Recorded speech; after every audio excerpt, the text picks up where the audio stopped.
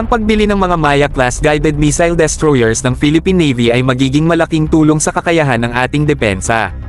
Ang Advanced Aegis Combat System at Electric Propulsion System nito ay magpapalakas sa maritime security ng Pilipinas at magtataas ng deterrence laban sa mga potensyal na banta sa rehiyon. Ang Cooperative Engagement Capability (CEC) system ng Maya-class ay magpapahintulot sa Philippine Navy na makipagbahagi ng surveillance at targeting information sa iba pang kalyadong assets, tulad ng mga barko mula sa United States at Australia. Ang interoperability na ito ay magpapalakas ng kakayahan ng Pilipinas na bantayan at tugunan ng mga banta sa karagatan sa rehiyon.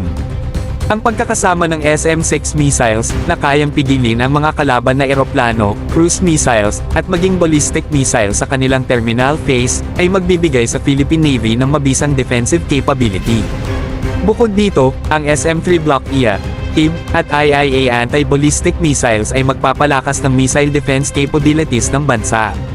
Ang Type 17 ship-to-ship missiles at lightweight torpedoes ng Maya-class ay magpapalakas din ng offensive capabilities ng Philippine Navy, na magbibigay ng mas malawakang kakayahan sa pagpapatakbo ng maritime operations at pagtatanggol sa interes ng bansa sa rehiyon.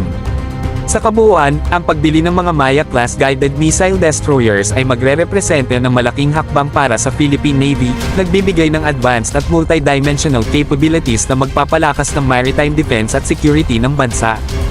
Ito ay magpapakita ng commitment ng Pilipinas sa modernisasyon ng ating naval forces at pagpapanatili ng malakas at credible deterrent sa rehiyon. Mga bro, ito ang magiging malaking tulong sa ating bansa.